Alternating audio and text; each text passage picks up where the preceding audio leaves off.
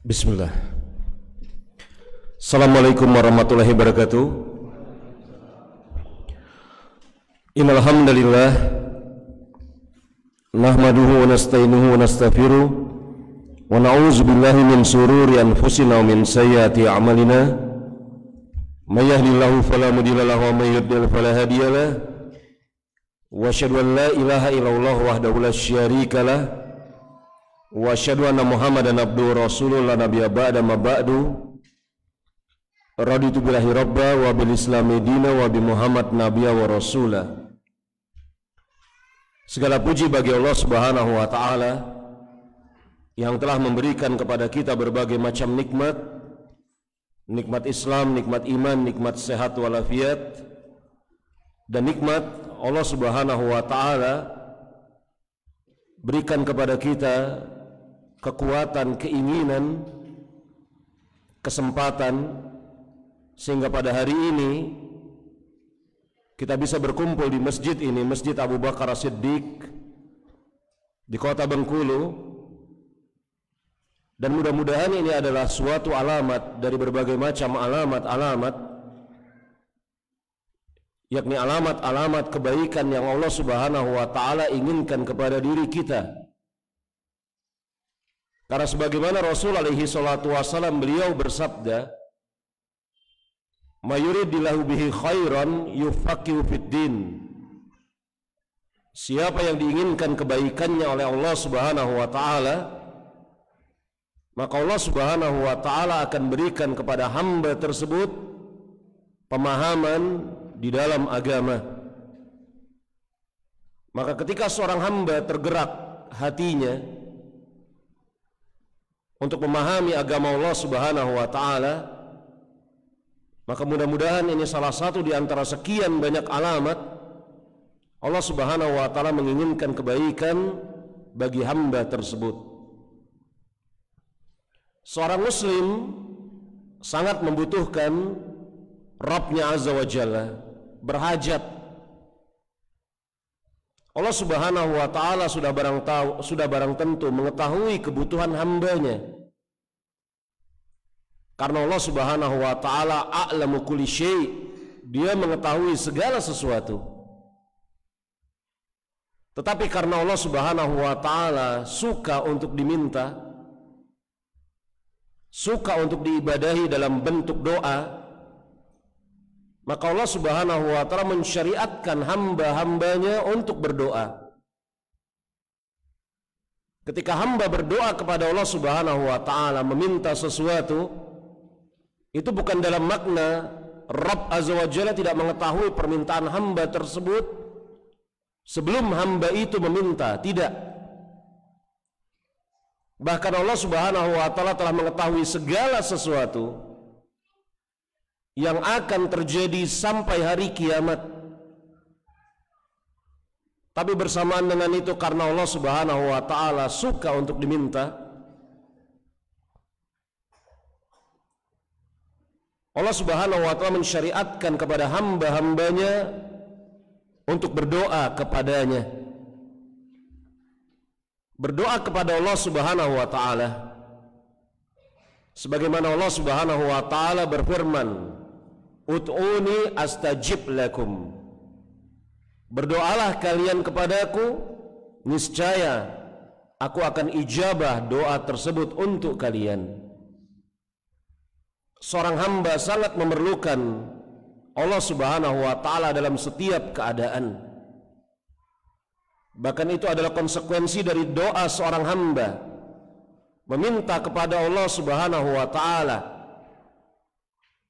Sebagaimana Rasul Nabi kita Nabi Muhammad alaihi salatu wassalam pernah mengajarkan doa dengan mengatakan, "Wala tukallilin nafsa turfatu a'yun." Ya Allah, jangan jadikan aku bergantung kepada diriku walaupun hanya sekejap mata.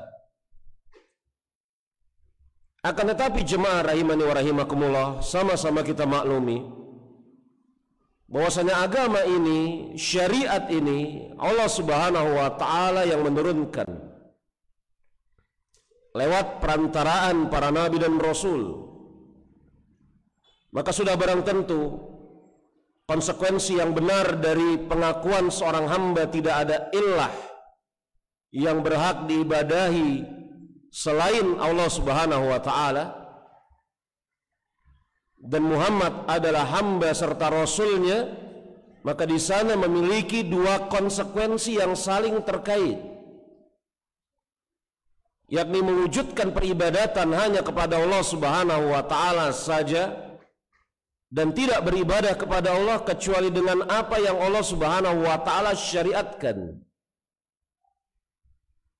Maka ketika seorang hamba dia berdoa kepada Allah Subhanahu wa taala, ini adalah suatu nikmat yang sangat besar. Karena tidak setiap manusia tergerak hatinya untuk berdoa meminta kepada Rabb-nya. Sebagian orang ada yang bahkan hampir-hampir tidak pernah berdoa. Yang nauzubillah apabila kemudian itu muncul dari sebuah latar belakang sikap seakan-akan tidak membutuhkan Allah Subhanahu wa taala. Ada sebagian hamba yang berdoa kepada Allah tetapi juga kepada sesuatu selain Allah Subhanahu wa taala.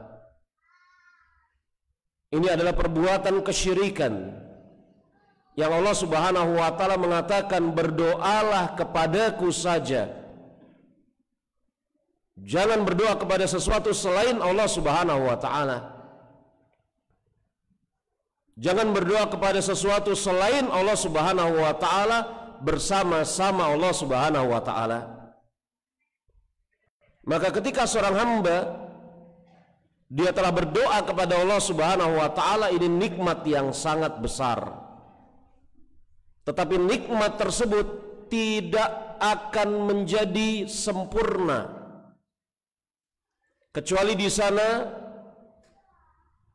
ada nikmat yang lain, yakni hamba tersebut ketika berdoa kepada Allah Subhanahu wa taala sesuai dengan apa yang dicontohkan, disyariatkan oleh Rasul alaihi salatu wassalam. Maka untuk urusan yang sedemikian penting ini kita berkumpul di kesempatan pagi hari ini. Karena sebagian muslim mereka sudah mengetahui doa itu harus kepada Allah Subhanahu wa taala saja, tetapi masih tersamar pada diri mereka bagaimana tuntunan yang benar lagi sahih di dalam berdoa kepada Allah Subhanahu wa taala. Maka inilah yang akan kita bahas pada kesempatan pagi hari ini.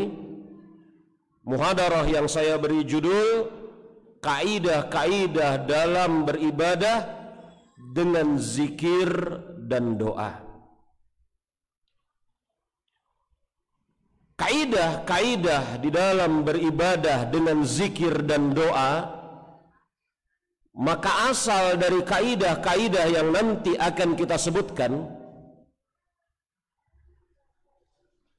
asal dari kaidah-kaidah yang nanti akan kita sebutkan adalah asal yang bersumber dari Al-Quran maupun As-Sunnah, serta praktek nyata dari Rasul dan para sahabat. Karena sebagai seorang muslim kita sama-sama mengetahui insyaallah ta'ala bahwasanya seseorang beribadah kepada Allah Subhanahu wa ta'ala harus sesuai dengan Alkitab dan As-Sunnah. Makanya jemaah rahimani wa rahimakumullah, masyhur di kalangan para ulama sebuah perkataan yang berbunyi, ibadah bersandar kepada petunjuk dan pembuat nas tersebut. Ucapan yang masyhur yang dinukil oleh ulama dari zaman ke zaman, ibadah bersandar kepada petunjuk dan pembuat nas tersebut. Atau dalam bahasa yang lebih mudah, sifat ibadah adalah tauqifiyah. Menurut petunjuk dari Allah Subhanahu wa ta'ala dan Rasulnya, begitu juga doa. Bahkan doa adalah salah satu di antara ibadah yang paling utama. Nabi kita Nabi Muhammad alaihi salatu wasallam, beliau mengatakan ad-du'a huwal ibadah. Doa itu adalah ibadah. Hadis sahih riwayat Imam At-Tirmizi dari sahabat An-Nu'man bin Bashir radhiyallahu anhu. Doa adalah ibadah, dan ibadah dikatakan sebagai suatu ibadah kalau dia bersandar kepada dalil Al-Quran maupun As-Sunnah. Makanya Rasul alaihi salatu wassalam beliau bersabda, man ahdatha fi amrina haza ma laysa minhu fahuwa raddun. Siapa yang mengada-ada dalam urusan agama kami yang bukan berasal dari kami, maka dia akan tertolak. Hadis sahih riwayat Imam Bukhari dan Imam Muslim dari Aisyah radhiyallahu anha. Maka kaidah-kaidah yang nanti akan kita sebutkan adalah kaidah-kaidah yang bersumber dari Al-Quran, As-Sunnah, di atas pemahaman salaful ummah. Lalu apa kaidah-kaidah tersebut? Kaidah yang pertama,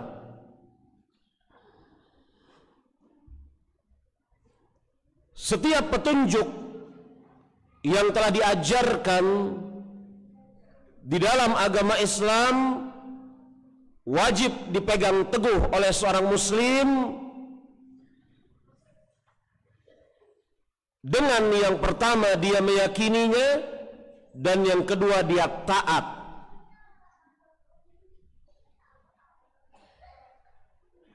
Setiap petunjuk yang telah diajarkan di dalam agama Islam wajib dipegang teguh oleh seorang muslim dengan sikap yang pertama yakin, dan yang kedua taat. Maka jemaah rahimani wa rahimakumullah, ibadah apa saja tidak bernilai, termaksud doa, tidak bernilai apabila seseorang ketika berdoa kepada Allah Subhanahu wa taala dia tidak meyakini keberadaan Allah Subhanahu wa taala. Dia tidak meyakini Allah Subhanahu wa taala mendengar doanya. Dia tidak yakin bahwasanya Allah Subhanahu wa taala mampu mengijabah doanya. Makanya syariat kita melarang seseorang berdoa misalnya dengan mengatakan, ya Allah, kabulkanlah doaku jika engkau berkehendak. Sebagaimana hal ini misalnya bisa kita lihat penjelasan para ulama, istajibu du'aana law sya'a. Para ulama memakruhkan doa yang seperti ini, ya Allah, istijabah, ijabah doa kami jika engkau berkehendak.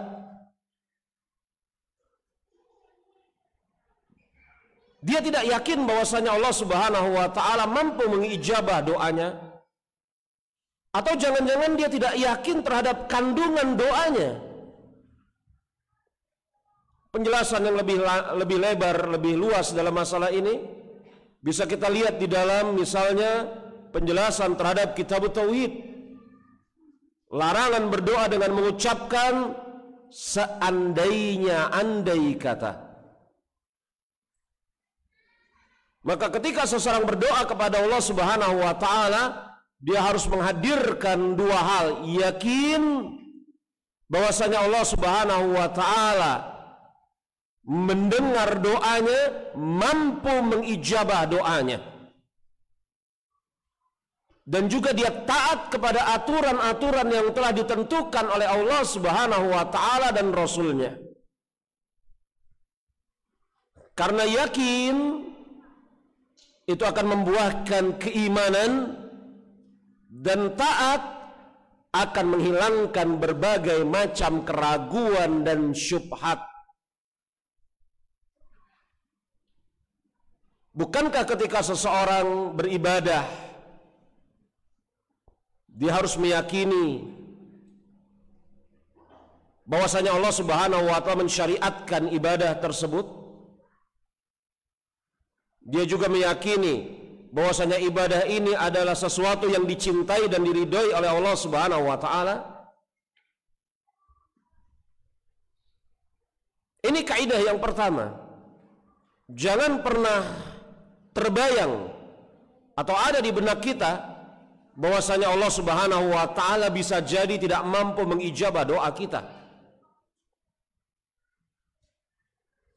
Jangan pernah terbayang di benak kita bahwasanya Allah Subhanahu wa taala tidak mendengar permintaan kita.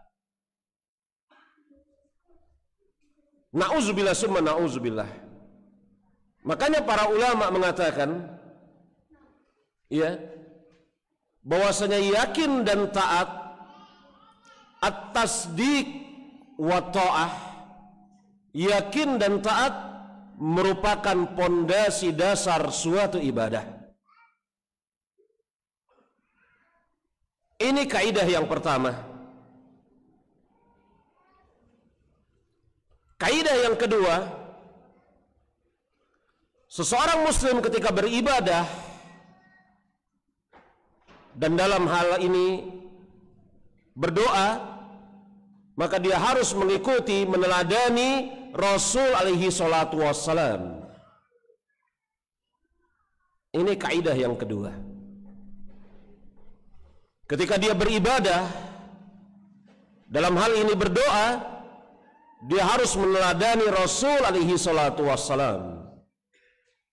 Ketahuilah jemaah, secara hukum doa ada yang berhukum wajib untuk diucapkan. Secara hukum doa ada yang hukumnya sunat untuk dikerjakan. Ada juga doa yang secara hukum haram untuk diucapkan. Adapun doa yang secara hukum haram untuk diucapkan, nanti kita akan datangkan pada kaidah-kaidah berikutnya. Pada kaidah kedua ini kita batasi pembicaraan kita. Kaidah di dalam meneladani Rasul alaihi salatu wassalam di dalam doa, yakni doa yang wajib untuk diucapkan atau doa yang wajib sunat untuk diucapkan. Apakah ada doa yang hukumnya wajib? Ada. Semisal mengucap bismillah ketika hendak makan atau minum. Apakah ada doa yang hukumnya wajib untuk diucapkan? Ada. Semisal mengucapkan assalamualaikum ketika hendak masuk ke dalam rumah. Ini sedikit contoh dari sekian contoh doa-doa yang wajib untuk diucapkan. Adakah doa yang hukumnya sunat untuk diucapkan? Ada. Contohnya doa iftitah. Apakah ada doa yang hukumnya sunat untuk diucapkan? Ada. Contohnya mengucapkan alhamdulillah ketika bersin. Dan yang mendengarnya wajib membalas doa tersebut dengan doa yang wajib untuk diucapkan, yarhamakallah. Kita tidak hendak membahas mana doa yang wajib, mana doa yang sunat. Karena ketika kita masuk ke dalam pembahasan tersebut, maka kita masuk ke dalam bab fikih.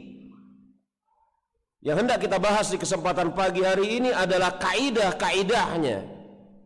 Maka jemaah rahimani wa rahimakumullah, doa yang wajib maupun doa yang sunat, hukum tersebut hanya diperoleh dari pembuat syariat. Maksudnya apa? Tidak boleh sebagian orang mengatakan wajib berdoa dengan doa ini atau sunnat berdoa dengan doa tersebut ketika Allah Subhanahu wa ta'ala maupun Rasulnya tidak mensyariatkan. Sebagian orang mungkin akan ada yang mengatakan wajib berdoa dengan doa ini, sunat berdoa dengan doa ini, tapi bersamaan dengan itu Allah Subhanahu wa ta'ala maupun Rasulnya tidak mewajibkan ataupun tidak mensunatkan.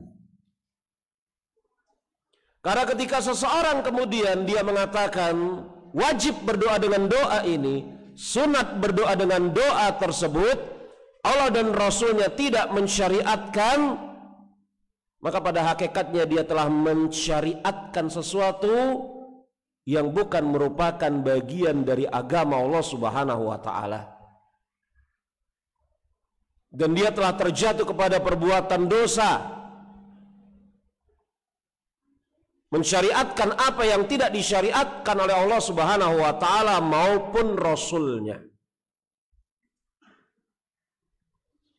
Maka tidak boleh sebagian orang kemudian mengatakan misalnya, apabila hendak melakukan perbuatan tersebut disyariatkan untuk berdoa dengan doa ini, padahal Allah dan Rasulnya tidak pernah mensyariatkan dengan doa tersebut. Sebagaimana kemudian juga tidak boleh dikatakan apabila seseorang telah bertambah umurnya maka disyariatkan berdoa dengan doa tersebut, padahal Allah Subhanahu wa ta'ala dan Rasulnya tidak pernah mensyariatkan doa tersebut. Kadang-kadang sebagian muslim berusaha keluar dari kebiasaan-kebiasaan adat-adat orang-orang kafir, tapi kemudian terjatuh kepada kesalahan yang lain. Karena dia tidak ingin mengucapkan selamat panjang umur, dia ganti ucapannya dengan ucapan-ucapan bahasa Arab yang terkesan Islami. Dan dia anggap bahwasanya ini sunnah, atau bahkan dia anggap ini wajib. Ini keluar dari suatu kesalahan kepada kesalahan yang lain. Kalau kemudian ada seseorang yang umurnya bertambah di tanggal 23 dari bulan Januari, di pagi hari ada orang yang mengucapkan barakallahu fi umrik. Apa maksudnya? Oh enggak ada maksud apa-apa. Lalu kenapa masih tanggal 23 Januari ketika dia bertambah umur pada hari itu? Kenapa tidak Anda ucapkan pada kesempatan-kesempatan yang lain? Semoga Allah Subhanahu wa ta'ala memberkahi umurmu. Itu bagus.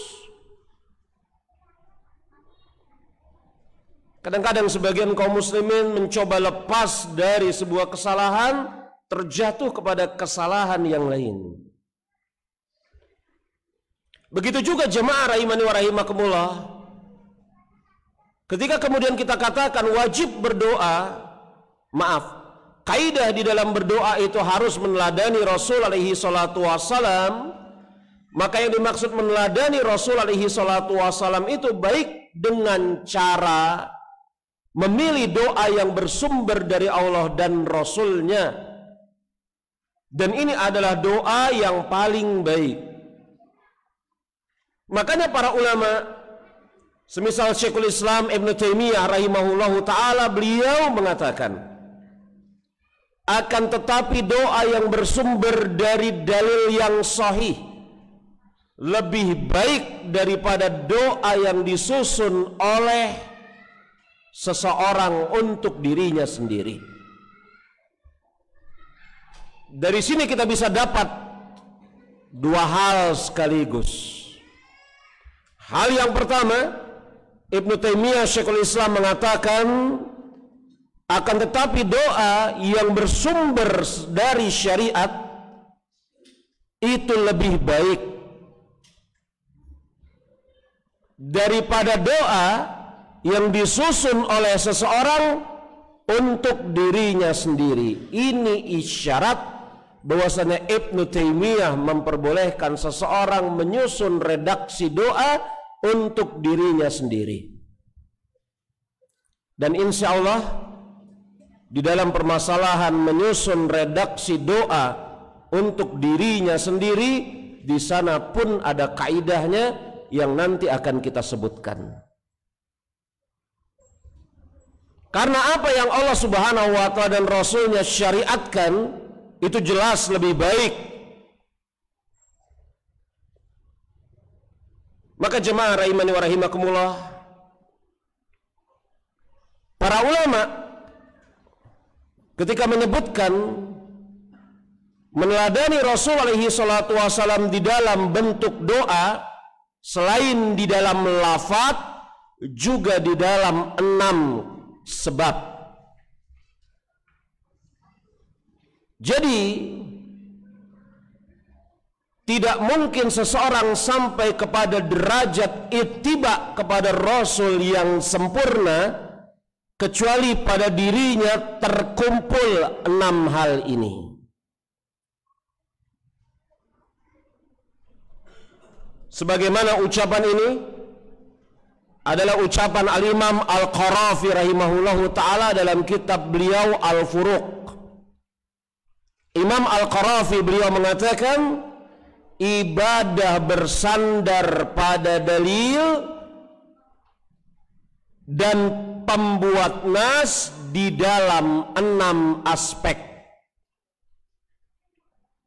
Yang pertama sebab, yang kedua jenis, yang ketiga jumlah, yang keempat cara, yang kelima waktu, yang keenam tempat.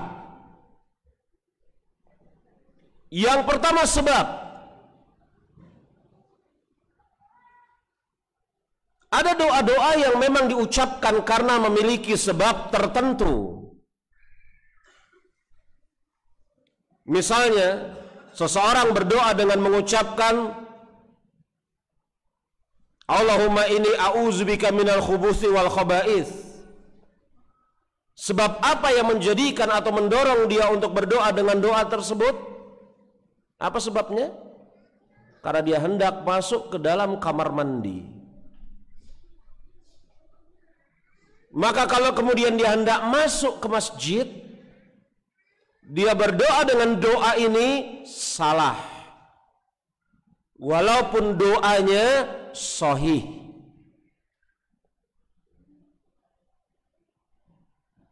Karena doa itu tidak disebut ketika hendak masuk ke dalam masjid. Maklum ya. Jenis. Ini yang kedua. Saya hanya ambil contoh-contoh saja, tidak semuanya kita jelaskan. Kalau semuanya kita jelaskan nggak selesai sampai menjelang zuhur. Jenis. Bahwasanya ada doa-doa tertentu, misalnya doa iftitah. Dia adalah suatu jenis doa yang dibaca sebelum seseorang membaca Al-Fatihah dan setelah takbiratul ihram. Maklum. Dan doa iftitah atau istiftah itu bukan hanya satu, tetapi beberapa macam.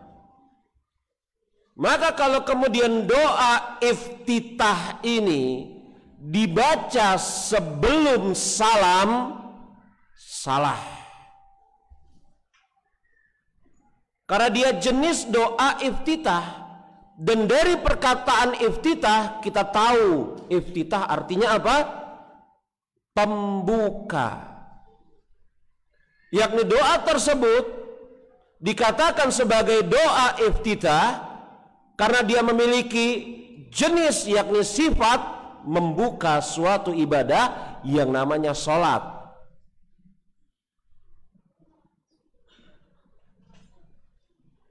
Kadar atau jumlah.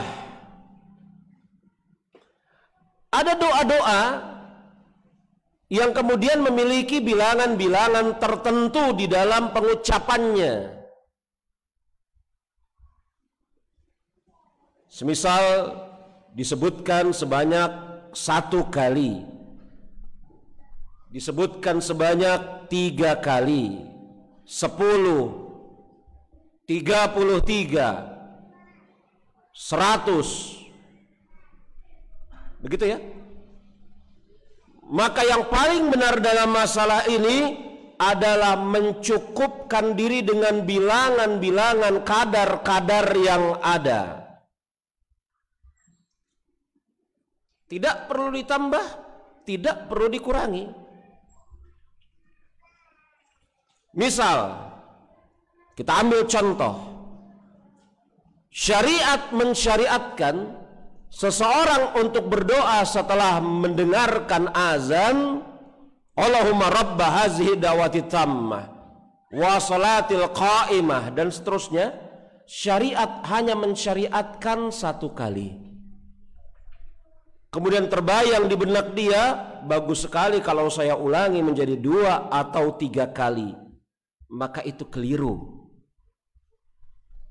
Karena agama tidak disandarkan kepada anggapan baik dari seseorang.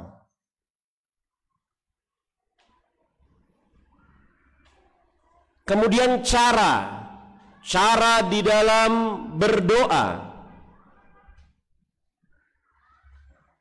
Ketika doa tersebut disyariatkan cara tertentu di dalam memanjatkannya, maka yang paling benar adalah mengikuti cara tersebut ketika berdoa dengannya. Ambil contoh. Ketika seseorang mengucapkan doa tasyahud, maka di sana ada cara tertentu, yakni dia berisyarat dengan jarinya. Terlepas dari kapan dia mulai mengangkat jari, terlepas dari apakah menggerak-gerakkan atau diam, itu bukan pembicaraan kita di kesempatan hari ini. Baik yang mengangkat jari dari awal ataupun mengangkat jari dari pertengahan, baik yang mengangkat jari dari awal dan diam, baik yang mengangkat jari dari awal kemudian menggerak-gerakkan, semuanya sepakat bahwasanya mengangkat jari ketika mengucapkan doa tasyahud adalah cara yang disyariatkan. Maka ketika seseorang mampu mengangkat jari telunjuknya ketika tasyahud, dia tidak mengangkat jari telunjuknya, itu salah. Ini contoh-contoh saja. Kemudian waktu. Ada doa-doa yang diucapkan pada waktu-waktu tertentu.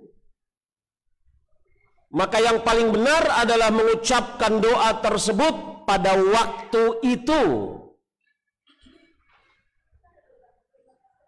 Misal, Ummu Salamah, semoga Allah Subhanahu wa taala meridhoi beliau, mengkhabarkan kepada kita bahwasanya Rasul alaihi salatu wasalam di kesempatan pagi hari setelah mengerjakan sholat subuh biasa berdoa. Berarti di sana terambil isyarat doa ini dibaca setelah sholat subuh sebelum terbit matahari. Apa kata Ummu Salamah? Doa Rasul alaihi salatu wassalam, Allahumma inni as'aluka ilman nafi'an wa rizqan thayyiban wa amala mutaqabbalan. Hadis riwayat Imam Muslim. Maka membaca doa tersebut yang paling tepat di waktu pagi setelah sholat subuh sebelum matahari terbit. Karena waktunya telah ditentukan. Sebagaimana ada seseorang yang membaca doa amsayna wa asbahna atau asbahna wa amsayna, Maka jangan dia bolak-balik. Doa yang harusnya untuk pagi dia balik untuk petang, yang petang dia balik untuk pagi. Karena waktunya telah ditentukan. Kemudian tempat. Ada doa-doa yang disyariatkan pada tempat-tempat tertentu. Yakni tidak disyariatkan doa tersebut dibaca pada tempat selain tempat itu. Maka ketika membaca doa, ya, yakni yang disyariatkan kepada suatu tempat dibaca pada tempat yang lain, ini sebuah kekeliruan. Contoh doa ketika hendak masuk kota Mekah. Ya, doa ketika hendak masuk kota Mekah disyariatkan ketika hendak masuk kota Mekah. Jangan kemudian doanya dibaca ketika hendak masuk ke kota selain kota Mekah, sambil beralasan kan doanya bagus, mudah-mudahan kota saya ini suatu saat bisa menjadi tenang, tentram seperti kota Mekah. Tetap salah. Ya? Doa yang dibaca ketika seseorang berada di antara dua rukun ketika tawaf. Doa ketika seseorang sedang berada di depan Hajar Aswad. Itu doa-doa yang dibaca khusus untuk tempat-tempat tertentu. Maka Imam Al-Qarafi dalam Al-Furuq mengatakan bahwasanya ibadah itu betul-betul bisa terwujud dalam makna mengikuti sunnah apabila terkumpul 6 hal itu. Kemudian jemaah rahimani wa rahimakumullah, kaidah yang ketiga,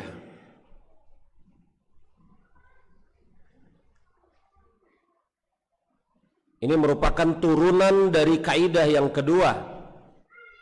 Tadi telah kita sebutkan bahwasanya ada doa yang terikat dengan keadaan, waktu dan tempat. Sebagaimana ucapan Imam Al-Qarafi dalam Al-Furuq. Ada doa yang terikat dengan keadaan, waktu dan tempat. Maka jemaah rahimani wa rahimakumullah, kaidah yang ketiga ini bahwasanya doa yang terikat dengan keadaan, waktu dan tempat maka dilakukan menurut waktu, keadaan dan tempat tersebut tanpa ada penambahan, pengurangan atau lafadznya diganti. Kita ulangin. Doa yang terikat dengan waktu, keadaan dan tempat maka diucapkan atau dilakukan pada waktu, keadaan dan tempat tersebut tanpa ditambah, dikurangi ataupun diganti.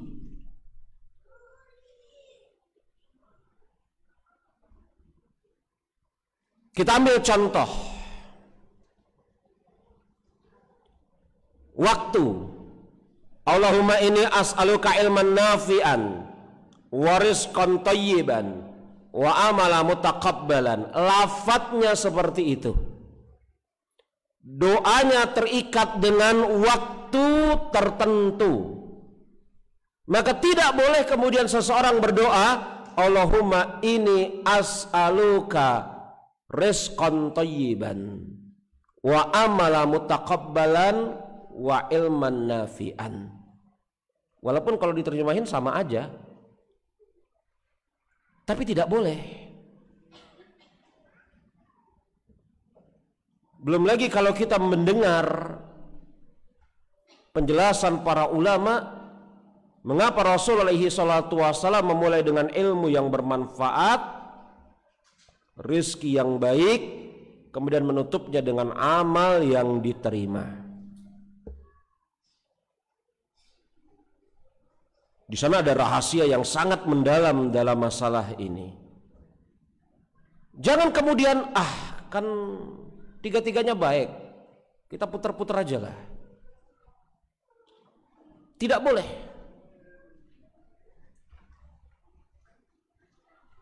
Karena ada seseorang yang berdoa kepada, ada seorang sahabat, dia mendengar Rasul alaihi salatu wasallam berdoa dengan lafaz nabiyuka.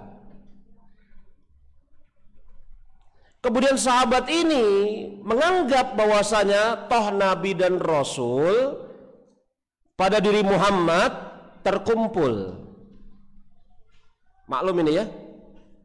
Jadi Rasul alaihi salatu wassalam mengajarkan sebuah doa, dan di dalam doanya tersebut ada lafaz nabiyuka, nabimu ya Allah. Maksudnya Rasulullah Muhammad. Sahabat yang mendengar ini, dia berpikir bahwasanya Nabi dan Rasul pada diri Rasulullah itu kan sama, yakni Muhammad itu Nabi sekaligus Rasul. Betul ya? Maka apa yang dilakukan oleh sahabat ini, dia merubah lafadznya menjadi Rasulmu ya Allah. Dan ini ketahuan oleh Rasul alaihi salatu wassalam. Rasul mendengar sahabat ini merubah lafadznya, karena Rasul bahkan nabimu ya Allah, bukan Rasulmu. Maka semampu mungkin seseorang hamba tidak merubah lafaz-lafaz doa Rasul alaihi salatu wassalam. Merubah itu dalam makna bisa jadi merubah lafadznya atau merubah susunannya. Kalau susunannya misalnya Allahumma inni a'udzubika min azabil qabr, begitu, maka jangan dirubah dengan Allahumma inni a'udzubika min fitnatid dajjal. Walaupun kemudian empatnya itu sama-sama saja. Kenapa? Karena itu yang telah dipilihkan oleh Allah dan Rasulnya untuk kita. Dan pilihan yang Allah subhanahu wa ta'ala pilihkan, pilihan yang Rasul alaihi salatu wassalam pilihkan untuk kita sebagai seorang muslim, maka seorang muslim harus memiliki keyakinan adalah pilihan yang terbaik. Kan begitu? Kalau kemudian yang terbaik adalah mendahulukan rizqan thayyiban, kenapa tidak itu yang didahulukan oleh Rasul? Belum lagi seperti yang saya isyaratkan tadi, sebagian ulama menjelaskan faedah mengapa Rasul menyebutkan ilmu yang bermanfaat, rizki yang diterima, rizki yang baik, dan amal yang diterima. Saya pernah, bukan pernah, kalau pernah seakan-akan sudah nggak ada lagi ya. Saya punya tulisan yang judulnya Doa di Pagi Hari, Cermin Kebutuhan Seorang Hamba. Saya punya tulisan itu, tapi sampai sekarang belum saya rapihkan, belum saya upload di akun arsip saya. Masih berantakan tulisannya. Iya. Tapi jemaah rahimani wa rahimakumullah, terkadang seorang hamba hendak berdoa dengan doa yang dia panjatkan dan dia pilih lafadznya untuk dirinya sendiri. Tadi telah kita nukil ucapan Ibnu Taimiyah, doa yang bersumber dari dalil yang syar'i itu lebih baik daripada doa yang dipilih oleh seseorang untuk dirinya sendiri. Telah kita isyaratkan ucapan Ibnu Taimiyah Syekhul Islam tadi. Dan para ulama, pendapat kebanyakan mereka, boleh bagi seorang hamba pada suatu saat, perkataan pada suatu saat ini berarti tidak boleh terus-terusan, karena kalau terus-terusan berarti dia akan meninggalkan doa-doa yang disyariatkan. Boleh pada suatu saat dia menyusun redaksi doa untuk dirinya sendiri. Lalu bagaimana caranya? Maka di sana ada patokannya. Yang pertama, dia harus memilih lafaz yang paling bagus. Dia harus memilih lafaz yang paling bagus.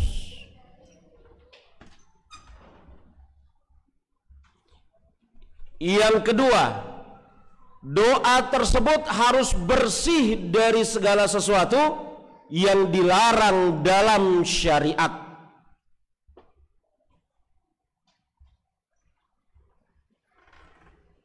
Yang ketiga, doa tersebut harus dalam lingkup zikir, doa yang mutlak. Yakni zikir dan doa yang mutlak maksudnya yang tidak terikat dengan waktu, tempat, dan keadaan. Iya. Doa tersebut harus dalam lingkup zikir atau doa yang mutlak. Yakni doanya tidak terikat dengan waktu, tempat, atau keadaan tertentu. Yang keempat, dia tidak boleh menjadikan doa tersebut sebagai suatu yang dia tekuni. Jadi sesekali saja, dia tekuni saja tidak boleh, apalagi dia ajarkan kepada manusia.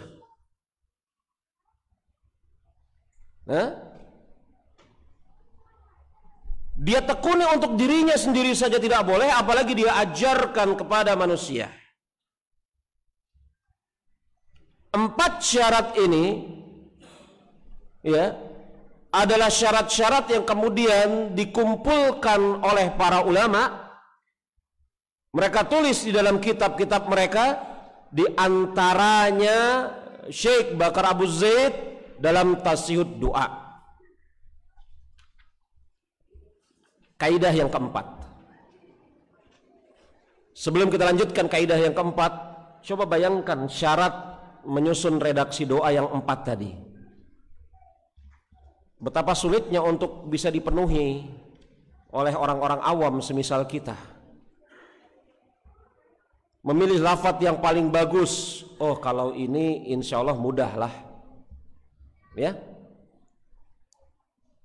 Doa tersebut bersih dari segala unsur yang menyalahi syariat. Ini sulit sekali.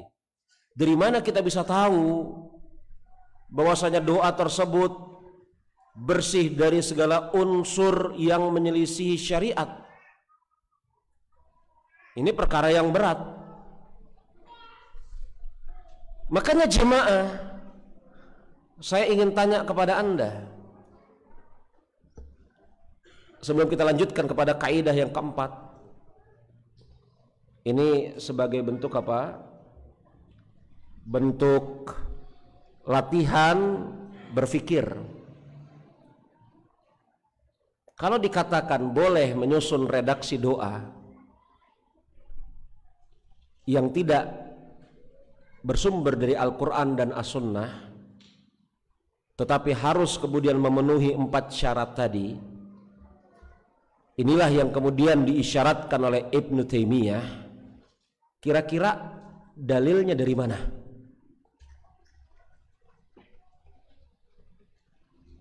Saya istirahat 30 detik. Latihan berpikir.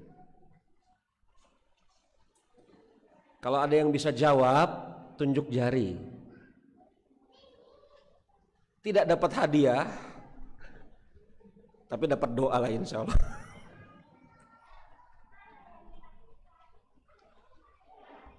Jadi ada seorang sahabat, bahkan seorang Arab Baduy, yang dia kencing di pinggir masjid.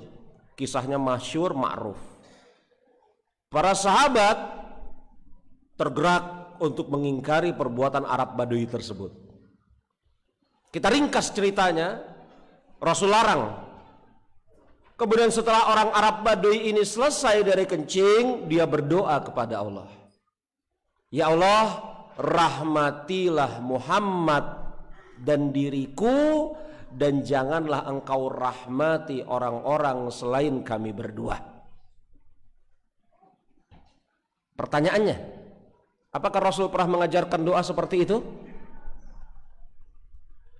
Apakah Rasul pernah mengajar? Antum tahu doa ini kan?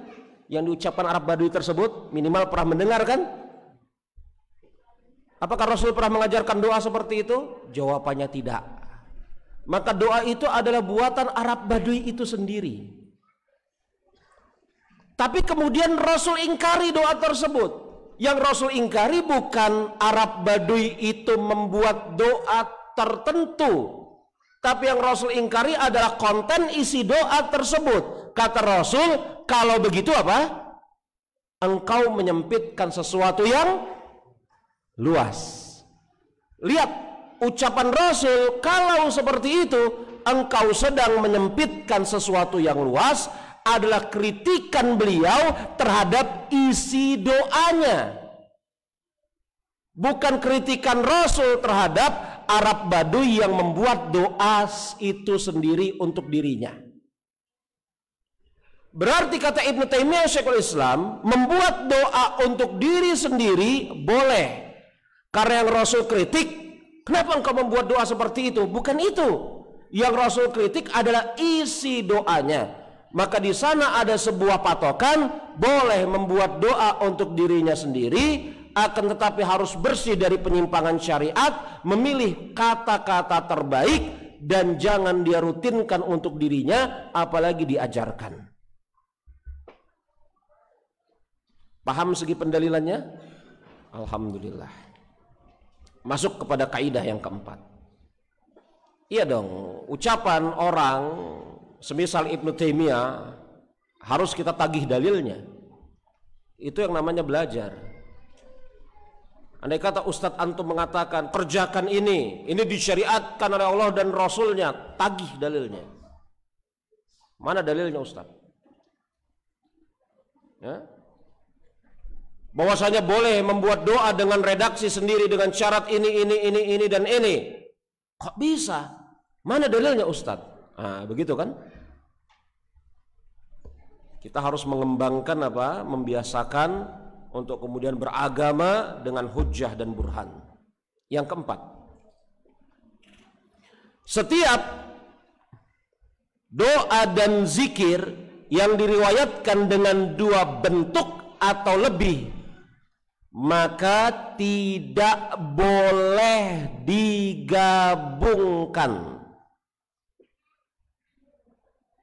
Setiap doa yang diriwayatkan dengan dua bentuk atau lebih, maka tidak boleh digabungkan.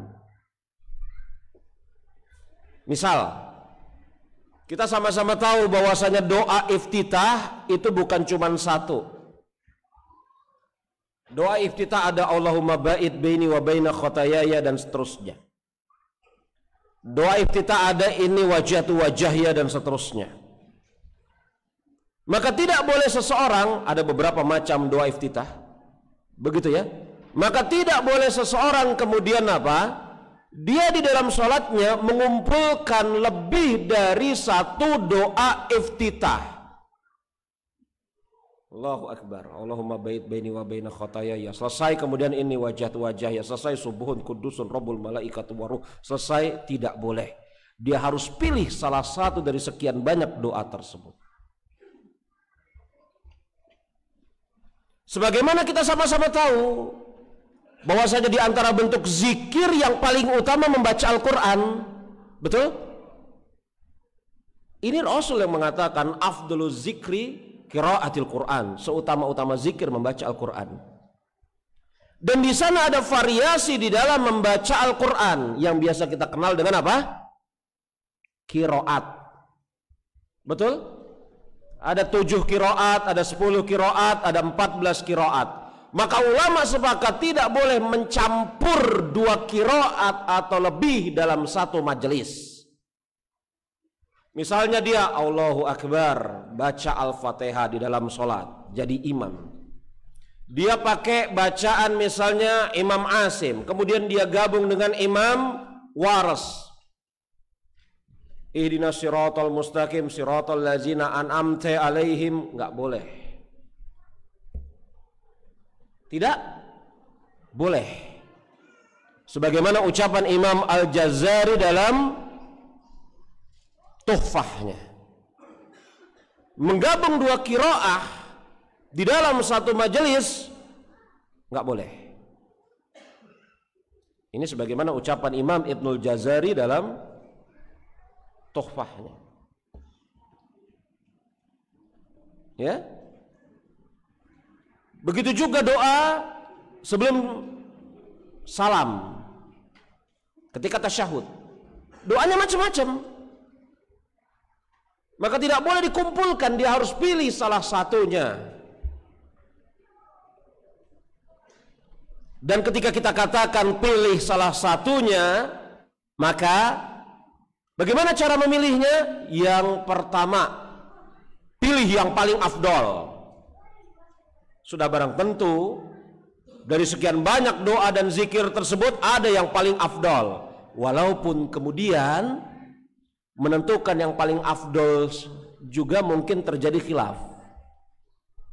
Iya kan? Dan sekali lagi bukan di sini majelisnya mana yang paling afdol. Contoh, mana yang paling afdol di antara dua doa iftitah, Allahumma ba'id atau inni wajjahtu wajhaya? Sebagian mengatakan inni wajjahtu wajhaya, sebagian mengatakan Allahumma ba'id. Di antara yang mengatakan Allahumma ba'id paling afdol berdalil karena hadisnya dikeluarkan Bukhari Muslim, dan kita sama-sama tahu hadis yang dikeluarkan oleh Imam Bukhari dan Imam Muslim itu mencapai derajat keyakinan secara pasti. Walaupun nanti ketika sampai kepada titik mana yang paling afdol mereka berbeda pendapat, tapi mereka sepakat bahwasanya boleh memilih yang paling afdol. Ini caranya. Yang pertama. Yang kedua, perhatikan keadaan-keadaan doa tersebut diucapkan oleh Rasul. Misal, ternyata ini wajjahtu wajhaya, itu doa iftitah yang senantiasa atau sering sekali Rasul baca ketika sholat malam. Maka ini wajjahtu wajhaya afdol untuk sholat malam, tidak untuk selainnya. Walaupun tidak mengapa di dalam sholat malam doa iftitahnya Allahumma ba'id. Ini cara kedua yang ditempuh oleh para ulama. Masuk kepada kaidah yang kelima.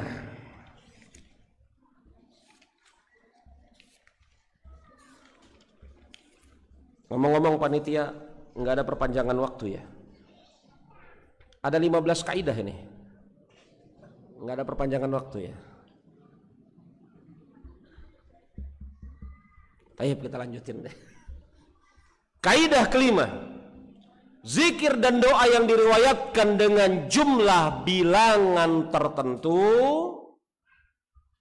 maka yang paling utama untuk dilakukan adalah yang jumlah bilangannya terbanyak. Iya, zikir dan doa yang diriwayatkan diucapkan dengan bilangan tertentu, maka yang paling utama adalah yang dilakukan dengan bilangan yang paling banyak. Misal, la ilaha illallah dalam urutan zikir pagi dan petang. Ternyata kalau kita perhatikan riwayat-riwayat zikir la ilaha illallah di dalam kesempatan zikir pagi dan petang, dia datang dalam 3 riwayat. Yang pertama dibaca sekali, yang kedua dibaca berapa kali? 10 kali. Yang ketiga dibaca berapa kali? 100 kali. Kalau kita buka buku-buku zikir dan doa yang besar, kalau buku-buku zikir dan doa yang ringkas kecil biasanya tidak disebutkan variasi-variasi seperti ini. Buku-buku zikir dan doa yang besar semisal Al-Azkarnya Imam An-Nawawi, maka di sana Imam Nawawi turunkan riwayat-riwayat bacaan la ilaha illallah dalam zikir pagi dan petang. Ternyata kalau kita lihat di sana ada 3 macam bilangan. Yang pertama 1, yang kedua 10, yang ketiga 100. Maka mana yang paling utama? Yang paling banyak bilangannya 100.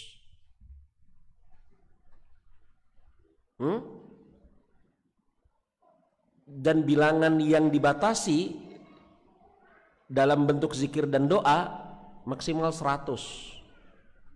Jadi baca ini 1000 kali, itu sudah alamat bahwasanya itu syariat yang tidak benar, tidak bersumber dari Allah dan Rasulnya. Kadang-kadang baca ini 1000 kali, langsung bisa kita katakan ini tidak ada dalilnya dari Al-Quran maupun As-Sunnah. Karena kalau kita perhatikan bilangan-bilangan zikir dan doa yang paling banyak maksimal 100 kali pengulangannya. Bukan berarti tidak boleh dibaca lebih dari 100 kali. Kalau zikir mutlak boleh dibaca seberapapun banyaknya. Tapi zikir yang terikat dengan suatu bilangan tertentu, maka bilangannya maksimal 100. Ya? Begitu. Kemudian jemaah rahimani wa rahimakumullah, kaidah yang kelima tadi itu diambil atau ditetapkan oleh diantaranya Syekh bin Baz rahimahullahu ta'ala dalam kitab beliau Azkar Tarafai wan Nahar. Jadi Syekh bin Baz punya buku tipis judulnya Zikir Pagi dan Petang, ya.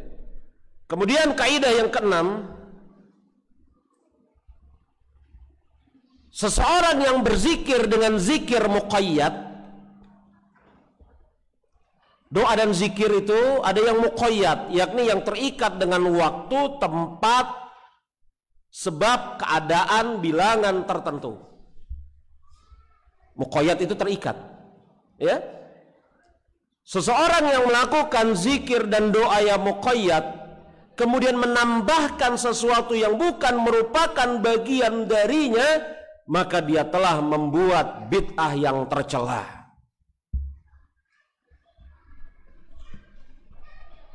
Iya. Zikir ada yang muqayyad, yang terikat dengan sebab-sebab tertentu. Jadi ketika kemudian dia mengucapkan zikir dan doa yang muqayyad tersebut, dia menambah atau mengurangi sesuatu dari bentuk zikir dan doa itu, maka dia telah membuat suatu bid'ah yang tercela. Misal, saya ambil contoh yang sehari-hari kita jumpai, nggak usah ngambil contoh yang jauh-jauh lah gitu ya. Seseorang berdoa dengan doa tasyahud. Tasyahud itu doa bukan? Allahumma sholli ala Muhammad. Doa ya, sepakat kita? Tasyahud adalah salah satu di antara bentuk doa, makanya judulnya saja doa tasyahud. Dan dia adalah doa yang muqayyad. Kenapa dikatakan doa muqayyad? Karena doa itu dibaca ketika sholat. Doa itu dibaca di antaranya ketika sholat. Saya koreksi ucapan saya. Doa tasyahud adalah doa yang dibaca di antaranya ketika sholat. Maka kalau lafadznya Allahumma sholli ala Muhammad wa ala ali Muhammad kama sholaita ala Ibrahim, betul? Maka jangan ditambah, jangan dikurangi. Karena menambah atau mengurangi suatu zikir doa yang muqayyad ini perbuatan bid'ah. Baik menambah misalnya dengan Sayyidina, begitu ya. Makanya para ulama kita mengatakan, bukan kita maksudnya tidak hendak mengagungkan Rasul, tidak. Ya, Anda ini betul-betul tidak beradab sama Rasul. Masa mengingkari penyebutan Sayyidina di dalam lafaz doa tasyahud? Bukan itu permasalahannya. Permasalahannya karena doa tasyahud itu adalah zikir dan doa yang muqayyad. dan peraturannya zikir dan doa muqayyad itu tidak boleh ditambah atau dikurangi. Pertanyaannya, kalau kemudian saya bersalawat kepada Rasul sekarang, bolehkah saya mengucapkan Allahumma sholli ala Sayyidina Muhammad? Boleh, karena yang sedang saya sebutkan adalah zikir dan doa yang mutlak. Maka Anda perhatikan jemaah, para ulama yang mereka mengingkari penggunaan lafadz Sayyidina di dalam tasyahud, tetapi bersamaan dengan itu membuka kitabnya ketika bersalawat kepada Rasul dengan menyebutkan Sayyidina, di antaranya Asy-Syatibi dalam Al-I'tisam. Imam Syatibi mengingkari di dalam tasyahud, tetapi kemudian ketika membuka kitabnya dan menulis dengan lafadz Allahumma sholli ala Sayyidina Muhammad, itu kata Imam Asy-Syatibi di dalam Muqaddimah Al-I'tisam. Kok bisa? Karena yang di dalam tasyahud muqayyad, yang ini mutlak. Maka kalau Anda kemudian hendak bersalawat kepada Rasul yang tidak terikat dengan suatu tempat, keadaan, waktu, sebab, misalnya di luar sana Allahumma sholli ala Sayyidina Muhammad, itulah baksa, nggak apa-apa. Maka kita katakan jemaah, doa dan zikir yang muqayyad kemudian dimasukkan sesuatu ke dalamnya yang bukan merupakan bagian dari syariat, maka melakukannya adalah perbuatan bid'ah yang tercela. Yang ketujuh dari 15,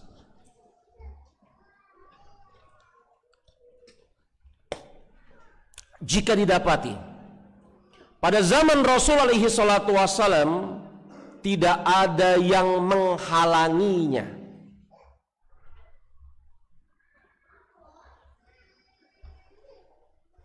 dan Rasul alaihi salatu wassalam tidak mengerjakannya, maka di antara bentuk kesempurnaan ittiba kepada Rasul adalah meninggalkan sebagaimana yang Rasul tinggalkan.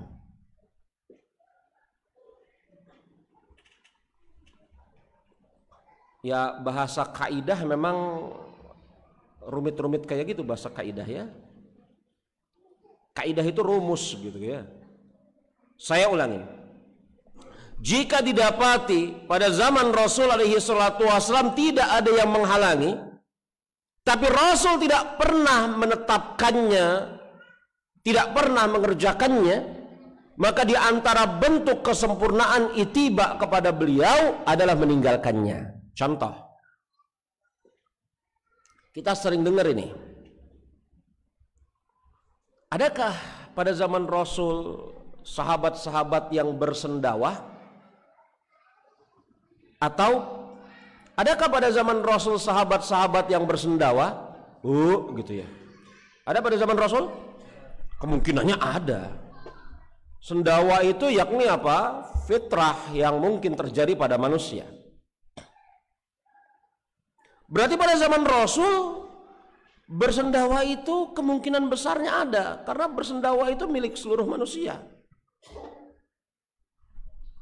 Sebagaimana bersin milik seluruh manusia, batuk milik seluruh manusia, buang angin milik seluruh manusia, betul? Tapi apakah Rasul alaihi salatu wasallam pernah mengajarkan doa setelah bersendawa? Padahal bersendawa itu ada pada zaman Rasul, buang angin itu ada pada zaman Rasul, batuk ada pada zaman Rasul, seperti bersin ada juga pada zaman beliau. Tapi untuk bersendawa, batuk, buang angin, Rasul tidak ajarkan doa khusus. Yang Rasul ajarkan doa khusus diantaranya ketika bersin. Maka misalnya ketika seseorang bersendawa, dia ucapkan Alhamdulillah, maka ini tidak sempurna ittiba dia kepada Rasul dalam masalah ini. Karena kenapa? pada zaman Rasul keadaannya ada, kondisi tersebut ada, tetapi bersamaan dengan itu Rasul tidak pernah melakukannya. Berbeda kalau pada zaman Rasul keadaannya memang tidak ada. Kalau keadaannya memang tidak ada, bagaimana melakukannya? Logis ya? Hah? Kalau keadaannya tidak ada, hal tersebut tidak ada, lalu bagaimana Rasul bisa melakukannya? Orang nggak ada kok. Tapi pada zaman Rasul alaihi salatu wassalam keadaan itu ada, tapi beliau tidak melakukannya. Maka di antara bentuk kesempurnaan ittiba kepada beliau adalah meninggalkannya. Allahumma kecuali ada seseorang yang perutnya itu memang apa? Istilahnya begah ya, kembung. Hah? Dia sudah menggunakan segala macam cara, dia oles apa namanya? Pakai minyak, dia tengkurap, dia nungging segala macam, nggak keluar itu anginnya. Ya? Kemudian keluar, nikmat sekali itu kan. Dia ucapkan alhamdulillah itu bukan karena bersendawanya, tetapi karena apa? Mendapatkan nikmat terlepas dari kesulitan tersebut. Kalau kayak gitu nggak masalah. Jadi bukan karena sebab bersendawanya. Ini harus kita bedakan. Persis seperti maaf ya, seseorang yang perutnya kembung, dia sudah nungging, dia tepuk-tepuk, dia macam-macam, enggak juga buang-buang angin. Sudah gak enak gitu isi perutnya itu. Tiba-tiba suatu saat keluar itu anginnya. Ya enggak? Kemudian ketika dia keluar anginnya, dia ucapkan alhamdulillah. Ini tidak mengapa. Ketika dia mengucapkan alhamdulillah itu bukan terkait dengan zikir setelah buang angin, tetapi dia memuji Allah karena nikmat Allah Subhanahu wa taala bebaskan dia dari keadaan yang tidak nyaman tersebut. Tapi kalau merutinkan bersendawa alhamdulillah, buang angin alhamdulillah, batuk alhamdulillah, ya ini jelas lah. Kemudian kaidah yang ke-8. Hukum asal zikir dan doa itu dengan suara rendah. Hukum asal zikir dan doa itu dengan suara rendah. Jadi pada kebanyakan zikir dan doa yang diucapkan oleh Rasul alaihi salatu wassalam itu dengan suara rendah. Ada sih zikir dan doa yang diucapkan dengan suara keras, tapi itu hanya bilangan saja, hanya berbilang. Misalnya ketika talbiyah, iya kan? Ketika apa? Talbiyah, maka suara itu keras. Bahkan Ibnu Umar itu sampai serak suaranya. Ketika berjalan menuju tanah lapang, ketika hendak mengerjakan sholat Id, itu keras itu, sampai suaranya para sahabat semisal Ibnu Umar dan yang selainnya serak. Tapi pada hukum kebanyakan, hukum asal, zikir dan doa itu diucapkan dengan suara yang lembut, pelan. Sebagaimana Allah Subhanahu wa taala berfirman dalam surat Al-A'raf ayat yang ke-55. Ud'u rabbakum tadarruan wa khufyatan innahu la yuhibbul mu'tadin. Berdoalah kepada Tuhanmu dengan berendah diri dan suara yang lembut. Sesungguhnya Allah Subhanahu wa taala tidak menyukai orang-orang yang melampaui batas. Jadi hukum asal berdoa itu suaranya lembut, pelan. Ya. Sedikit zikir dan doa yang diucapkan dengan suara keras. Kemudian kaidah yang ke-9, di dalam zikir dan doa itu terkadang maksud orang yang berdoa tersebut berbeda. Maksudnya apa? Maksudnya terkadang seseorang yang berdoa itu bukan untuk dirinya. Iya kan? Iya enggak? Berdoa untuk orang tuanya, untuk anaknya, untuk suaminya, untuk istrinya. Maklum itu ya. Maka jemaah rahimani wa rahimakumullah, berdoa untuk orang lain itu disyariatkan dalam syariat kita. Akan tetapi jemaah rahimani wa rahimakumullah, ketahuilah ketika seseorang berdoa untuk orang lain, jangan dia lupakan bagian dirinya di dalam doa tersebut. Ini kaidah yang ke-9. Ini terkadang sebagian orang, khususnya orang tua ya, ya Allah berikanlah rezeki yang baik untuk anak-anakku, macam-macam. Dia lupa berdoa untuk dirinya. Ini sesuatu yang keliru. Jangan dia lupakan berdoa untuk dirinya juga. Dan apabila kita perhatikan, ketika seseorang berdoa untuk orang lain dan untuk dirinya, maka pada kebanyakannya atau hukum asalnya dia menyebut doa itu untuk dirinya sendiri, baru untuk orang lain. Hukum asalnya seperti, ya Rabb, ampunilah dosaku dan dosa kedua orang tuaku, betul ya, dan kasihilah mereka sebagaimana mereka telah mengasihiku di waktu aku kecil dahulu. Gimana lafaz doanya?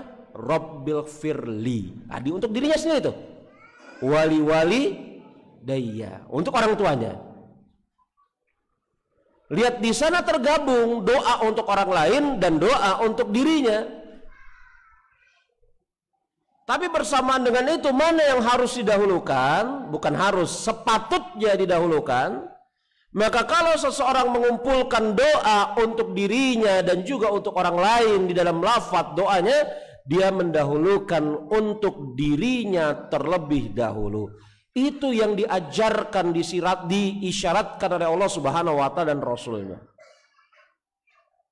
Itu contoh yang insya Allah ma'ruf sekali. Rabbil firli wali walidayya. Kenapa Rabbil wali walidayya waghfirli? Kenapa bukan begitu loh? Ya kan? Ini kaidahnya. Yang ke-9. Kaidah yang ke-10, tidak dianjurkan berdoa kecuali menghadap ke arah kiblat, yakni kiblatnya kaum muslimin. Jadi menghadap kepada suatu tempat tertentu itu tidak dianjurkan kecuali kiblat. Kalau menghadap kepada kiblat ketika berdoa dianjurkan. Dianjurkan itu bukan berarti wajib ya. Maka jemaah rahimani wa rahimakumullah, andai kata ini, kita bayangkan andai kata kita hendak berdoa kepada Allah Subhanahu wa Ta'ala agar Allah Subhanahu wa Ta'ala mengampuni penghuni kubur ini, maka yang lebih utama adalah kita menghadap kiblat walaupun berkonsekuensi membelakangi kuburan.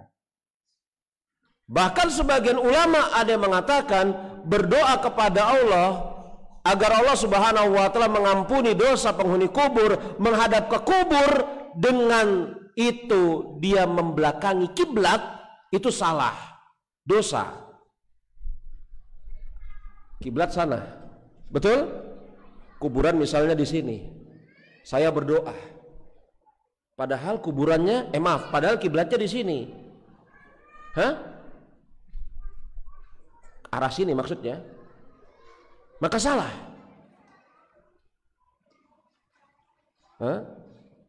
Maka para ulama mengatakan tidak dianjurkan bagi seseorang yang berdoa menghadap suatu tempat khusus kecuali kiblat.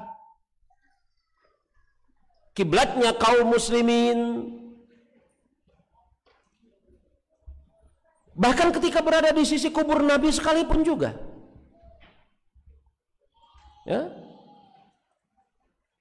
maka menghadap kepada kiblatnya kaum muslimin.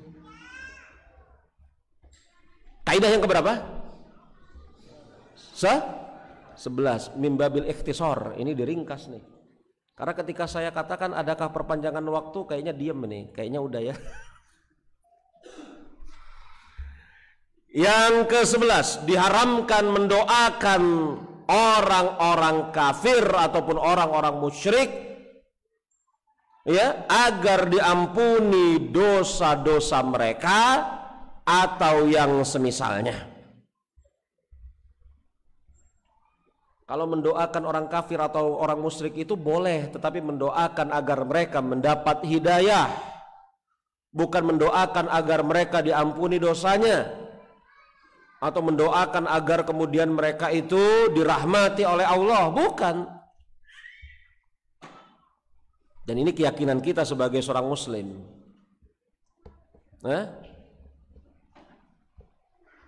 Dan keyakinan seperti ini ya harus kita yakini dan kita bawa sampai mati, karena itu Allah Subhanahu wa taala mengatakan seperti itu di dalam surat At-Taubah ayat ke-113. Makana lin nabi wallazina amanu ay yastaghfiru lil musyrikina walau kanu ulil qurba min ba'di ma tabayyana lahumul annahum ashabul jahim. Tidak boleh, tidak patut bagi Nabi serta orang-orang yang beriman meminta ampun kepada Allah Subhanahu wa taala bagi orang-orang musyrik, walaupun orang-orang musyrik itu adalah karib kerabatnya. Sesudah jelas bagi mereka bahwasanya orang-orang musyrik itu adalah penghuni neraka jahanam. Surat At-Taubah ayat ke-113. Ya Allah, ampunilah dosa orang-orang kafir ini. Itu tidak boleh. Yang ada adalah ya Allah, mudah-mudahan mereka mendapatkan hidayah. Tidak boleh. Ya. Kemudian jemaah rahimani wa rahimakumullah, kaidah yang berikutnya, yang ke-12. Setiap doa yang diucapkan oleh seorang muslim tidak lepas dari 4 keadaan. Seseorang yang berdoa, seorang muslim yang berdoa tidak lepas dari 4 keadaan. Keadaan yang pertama, dia berdoa untuk dirinya sendiri. Dia berdoa untuk dirinya sendiri. Maka kalau dia berdoa untuk dirinya sendiri, tidak mengapa dia mengucapkan kalimat tersebut dengan misalnya kata ganti orang pertama, Rabbil firli. Nah itu kan, wa atubu warzuqni, misalnya begitu. Tapi kalau doa tersebut bersumber dari Al-Quran, maka tidak boleh diganti. Misalnya ada seseorang hendak mengambil ayat Al-Quran sebagai suatu bentuk doa. Ayat yang dia ambil adalah ihdinas siratal mustaqim. Dia berdoa untuk dirinya sendiri, maka tidak boleh diganti lafadznya. Ahdi siratal mustaqim, enggak boleh, tapi harus tetap ihdinas siratal mustaqim. Ya? Karena doanya bersumber dari Al-Quran, maka tidak boleh diutak-atik. Ya? Misalnya seseorang berdoa dengan doa yang terambil dari Al-Quran, iyyaka na'budu wa iyyaka nasta'in. Kan di sana lafadznya na, kami, padahal dia berdoa untuk dirinya sendiri, maka juga tidak boleh diutak-atik lafadznya. Ini yang pertama.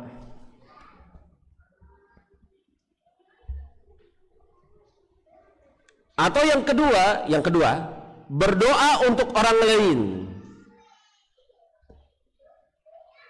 Maka di sana berdoa untuk orang lain, ia menyebutkan kata ganti untuk orang tersebut.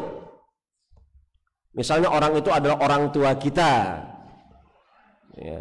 Bapak dan ibu, ya Allah ampunilah dosa mereka. Kan begitu. Kata ganti untuk orang tua kita, atau ya Allah ampunilah dosa kedua orang tuaku. Ya, yang ketiga, berdoa untuk diri sendiri dan orang lain dengan kata ganti jamak.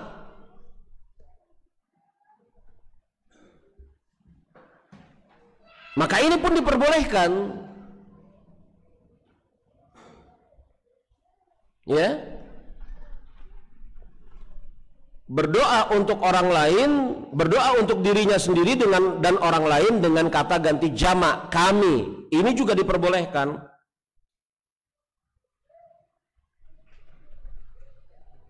Artinya dia tidak sebut dirinya gitu loh. Ya Allah ampunilah dosa kami, itu boleh. Itu boleh. Jadi misalnya begini ya. Kita langsung praktek aja. Saya berdoa nih. Ini saya hanya sekedar memberikan contoh. Ya Allah ampunilah dosa saya dan dosa orang-orang yang ada di hadapan saya. Berarti saya sedang mempergunakan kata ganti apa? Kata ganti antum semua. Betul? Tapi boleh juga diringkas seperti ini. Ya Allah ampunilah dosa kami. Itu boleh. Ya, coba lihat Allah Subhanahu wa Ta'ala mengatakan Rabbighfirli wali walidayya. Ya Allah ampunilah dosaku dan dosa kedua orang tuaku. Berarti di sana disebut yang berdoa dan juga disebut orang tua yang berdoa. Tapi kalau kami, bolehkah berdoa dengan misalnya ya Allah ampunilah dosaku dan dosa kedua orang tuaku? Itu boleh? Tapi kalau lafadznya ya Allah ampunilah dosa kami, yang dimaksud kami di situ adalah yang berdoa dan orang tuanya, itu boleh? Boleh enggak? Hah? Boleh enggak? Wa nastaghfiruhu wa na'udzubillahi min sururi anfusina. Jadi Rasul itu berdoa ketika menyebutkan doa itu di hadapan siapa? Sahabat. Pakai kata ganti kami. Ini menunjukkan apa? Ada dua cara.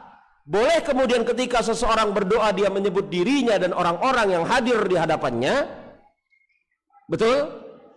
Atau yang kedua, boleh dia kemudian mempergunakan kata ganti jamak kami. Dan mana yang utama? Dua-duanya utama. Rasul tidak katakan ya Allah ampunilah dosaku dan dosa-dosa sahabat-sahabatku, tapi beliau langsung menggabungkan wa nastaghfiruhu. Kan begitu? Ya, adapun yang keempat tadi telah kita sebutkan bahwasanya apa? Berdoa apabila kemudian dia memilih menyebut dirinya dan orang lain, maka dia semestinya mendahulukan dirinya terlebih dahulu. Udah kita sebut ini. Kalau misalnya dia menyebut dirinya dan orang lain, maka seharusnya dia menyebut dirinya terlebih dahulu. Udah kita sebut tadi ya. Kemudian yang ke-13, setiap perkara yang haram atau dibenci oleh syariat, maka tidak boleh dimasuki doa di dalamnya. Enggak boleh. Ini sudah maksiat, bertambah lagi kemaksiatannya. Sesuatu yang haram atau yang dibenci dalam syariat tidak boleh dimasuki doa di dalamnya. Misal, ada seseorang yang hendak main judi. Ketika dia habis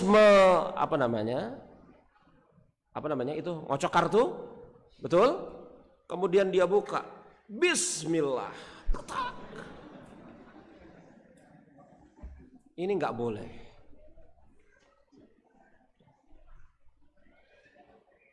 Ini wujud pelecehan terhadap syariat Islam. menyebut nama Allah ketika bermaksiat. Hah? Betapa banyak orang yang kayak gitu ya. Saya praktekin, bukan pernah loh. Bismillah. Pas menang, alhamdulillah. Tidak boleh. Karena ini bentuk pelecehan terhadap syariat. Dia mengerjakan maksiat bawa-bawa nama Allah Subhanahu wa ta'ala. Hah? Ada seorang bapak berpesan sama anaknya, sama istrinya, "Bu, saya mau nyolong malam ini, jangan lupa berdoa ya supaya saya nggak ketangkep." Istrinya berdoa gitu kan, "Ya Allah, selamatkan suami saya supaya nyolongnya itu nggak ketangkep, nggak kepergok." Tidak boleh. Maka setiap perbuatan yang haram atau dibenci dalam syariat tidak boleh dimasuki oleh doa. Karena ini wujud mencampur adukkan antara yang hak dengan yang batil.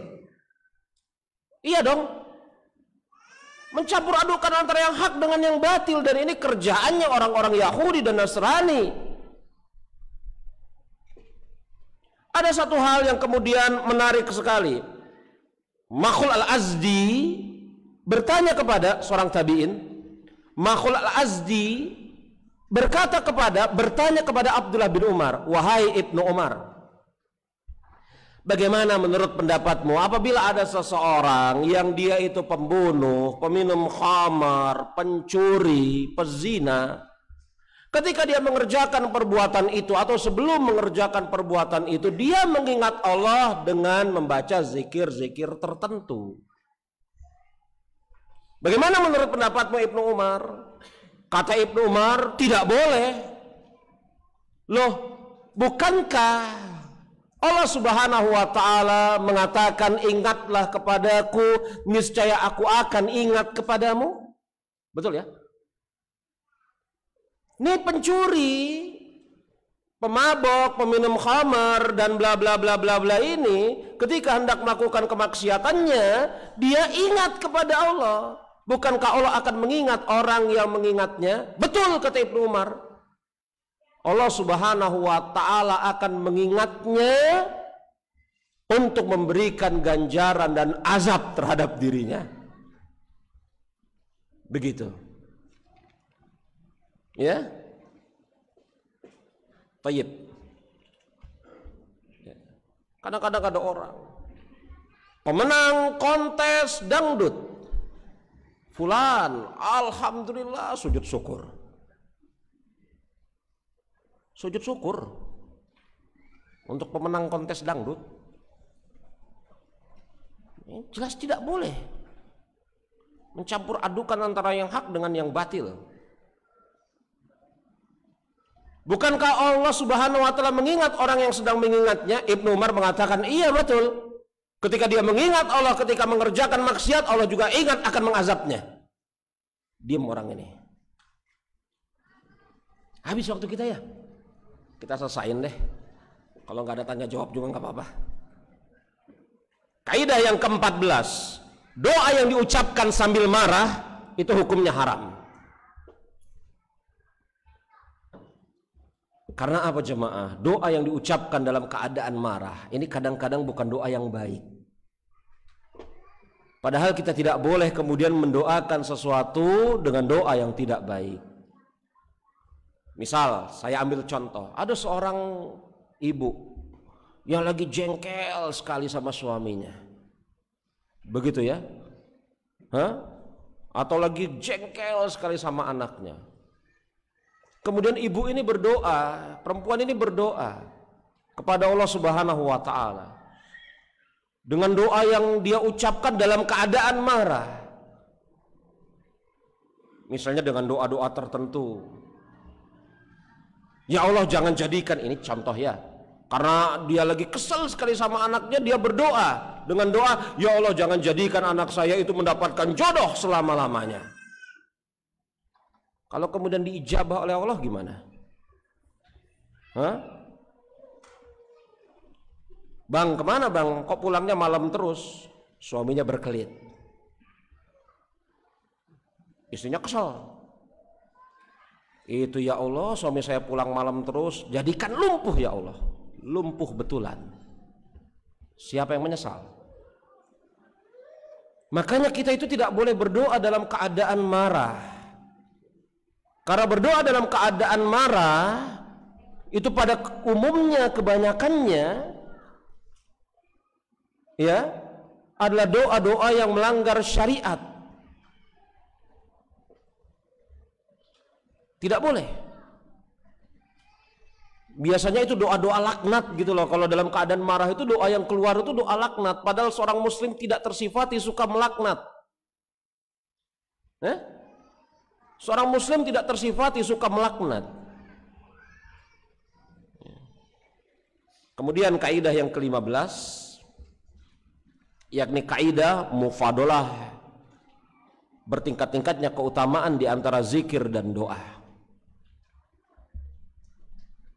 Begini jemaah, ya, secara umum zikir yang muqayyad lebih utama daripada zikir mutlak. Ini secara umum, zikir yang muqayyad lebih utama dari zikir mutlak.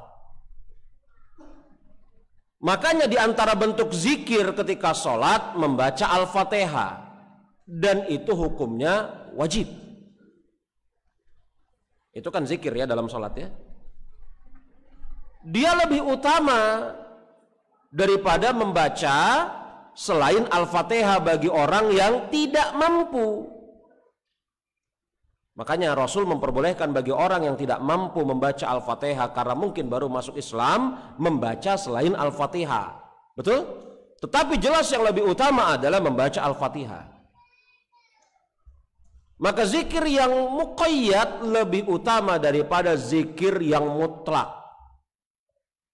Dan zikir yang muqayyad yang paling utama adalah yang paling sesuai dengan karakteristik yang ada pada zikir tersebut. Misal, zikir apa yang paling utama di waktu pagi? Jawabannya zikir pagi. Ya.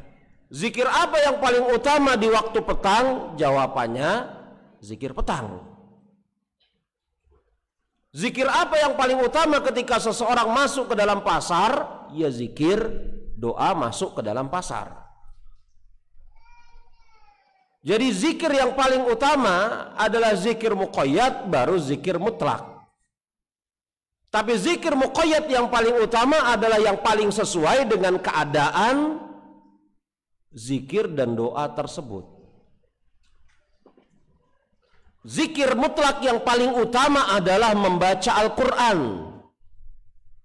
Kita berpaling atau berpindah kepada zikir mutlak. Zikir mutlak yang paling utama adalah membaca Al-Quran. Jadi ketika tidak disyariatkan doa-doa tertentu ketika tawaf, maka yang paling utama di dalamnya adalah membaca Al-Quran. Kan kita tahu ya tawaf ya. Tawaf kan tidak disyariatkan doa-doa tertentu ketika memutari Ka'bah. Yang disyariatkan ketika berada di antara 4 rukun tersebut. Tapi ketika memutari Ka'bah kan tidak ada doa-doa tertentu. Putaran pertama baca ini, putaran kedua baca ini, itu tidak ada. Maka yang paling utama ketika tawaf adalah membaca Al-Quran.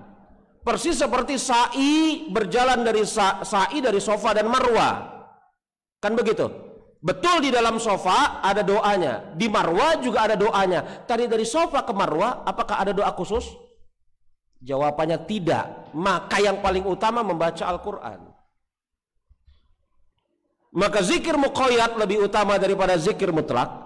Zikir muqayyad yang paling utama adalah zikir muqayyad yang sesuai pada keadaan zikir tertentu tersebut.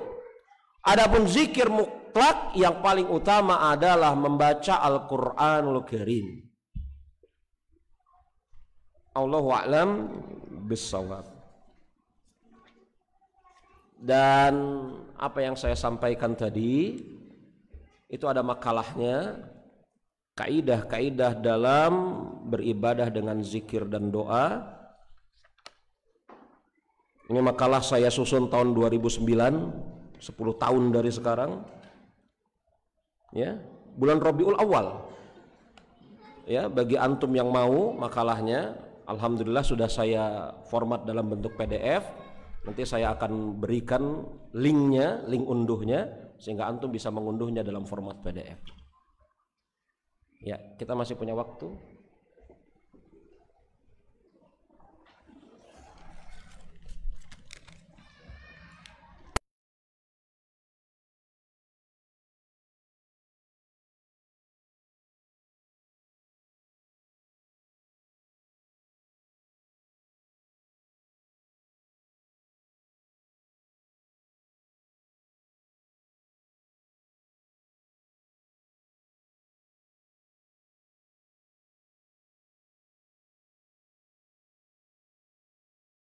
Kan memang di sana ada doa-doa bagi orang yang baru mendapatkan seorang anak. Tapi doa-doa bagi orang yang baru mendapatkan seorang anak itu pun bukan doa yang bersumber dari sisi Allah dan Rasulnya, tetapi sebagian perbuatan tabi'in, semisal Imam Hasan al-Basri dan yang selainnya. Jadi ada doa yakni tahniyah, ucapan syukur kepada seseorang yang baru memiliki anak. Betul, memang ada. Tapi doa tersebut, tahniyah tersebut juga bukan bersumber dari Allah dan Rasulnya. Bahkan juga tidak bersumber dari sahabat, tetapi bersumber dari sebagian tabi'in semisal Imam Hasan al-Basri. Adapun permasalahan akikah, ya, dan amaliyah-amaliyah yang dikerjakan di dalamnya, saya punya sebuah tulisan yang berjudul Risalah Akikah. Saya punya trilogi, 3 tulisan. Yang pertama Risalah Akikah, yang kedua hukum khitan bagi seorang anak, dan yang keempat hukum pemberian nama. Apa lupa saya judul makalah saya, kira-kira itulah.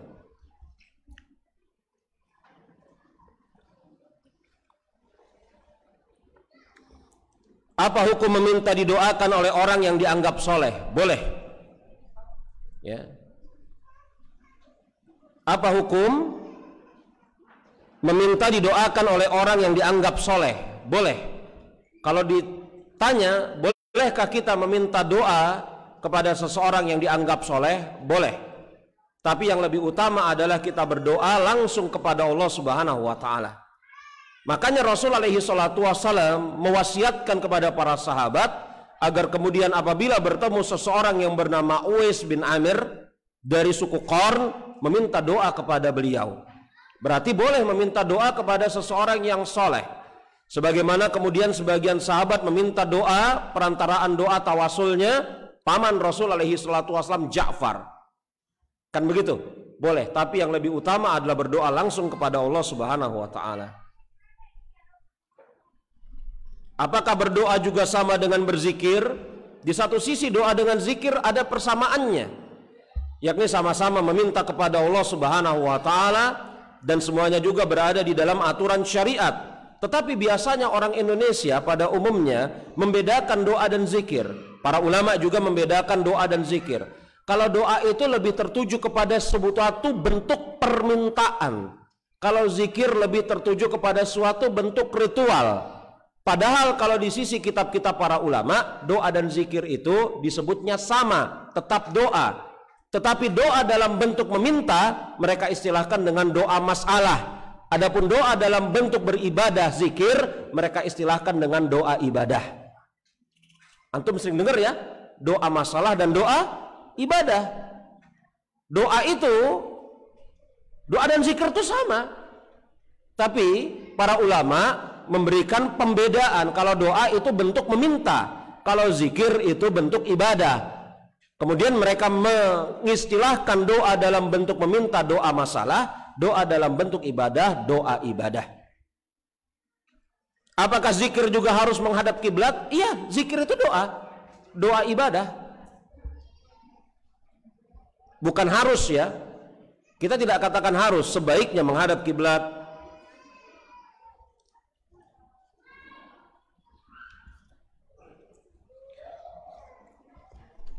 Kaidah kapan dan apa nih? Tidak angkat tangan dalam berdoa. Oh ya, saya paham ini apa namanya pertanyaannya. masalah mengangkat tangan di dalam doa, maka di sana jemaah rahimani wa rahimakumullah, yang pertama, doa mutlak boleh seseorang mengangkat tangan. Kalau doa muqayyad, bolehkah dia mengangkat tangan?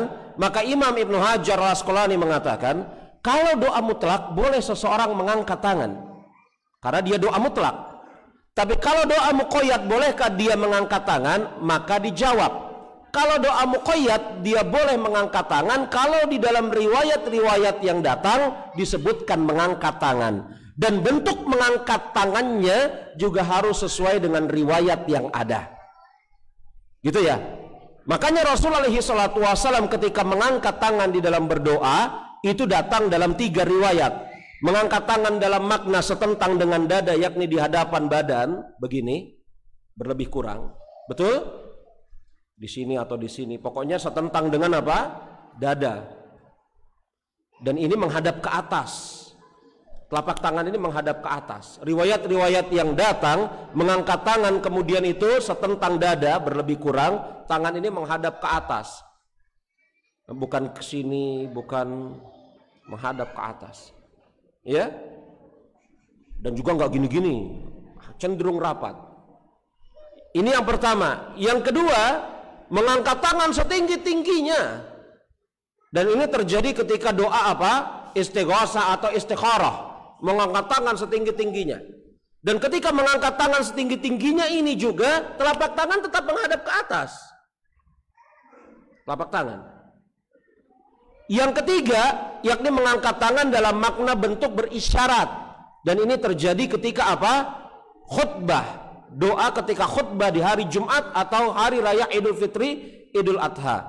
Makanya ketika khatib selesai dari khutbah, dia hendak berdoa kepada Allah Subhanahu wa taala untuk dirinya, kemaslahatan jemaah, begitu. Yang disyariatkan adalah dia mengangkat tangan dalam makna mengisyaratkan jarinya ke arah langit. Begini.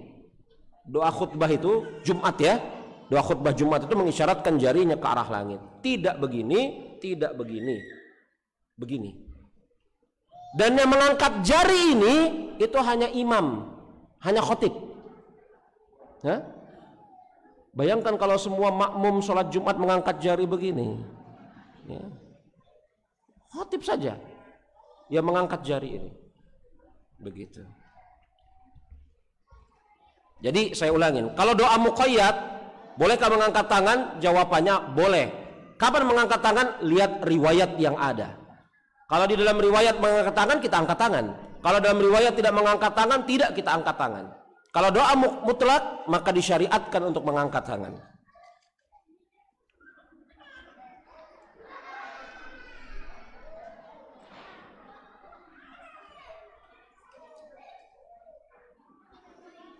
Ini ada pertanyaan yang tidak saya jawab karena insyaallah ta'ala mewakili, ya.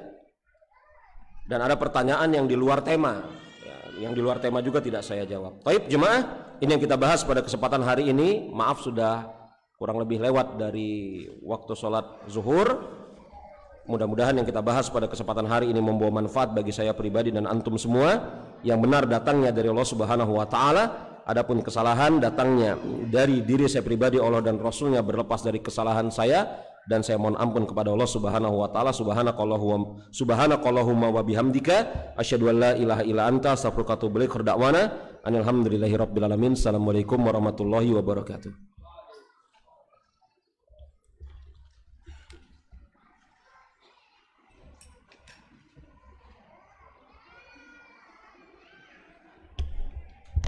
Alhamdulillah, itulah topik kabar kita pada hari ini. Jazakumullah khairan kasiran kepada Ustadz yang telah memberikan materi, kepada pengurus masjid dan kepada jamaah sekalian yang telah bersedia hadir. Kita doakan semoga Ustadz dimudahkan dalam perjalanannya nanti pulang pada esok hari. Dan ada satu hal lagi yang perlu kami sampaikan, yaitu ada daurah sesi terakhir, yaitu berjudul apa itu salafi, di Musola Ainul Yakin, Jalan Bantang Hari 3 Nusa Indah, dekat Simpang 4 Pantai. Pada hari ini dimulai pukul 5 sampai dengan 8 malam. Itu kami buka hanya untuk ikhwan saja. Jadi kalau ada yang punya waktu silakan hadir ke Musola Ainul Yakin untuk menghadiri daurah sesi terakhir untuk daurah apa itu salafi. Sekian, kami tutup. Wassalamualaikum warahmatullahi wabarakatuh.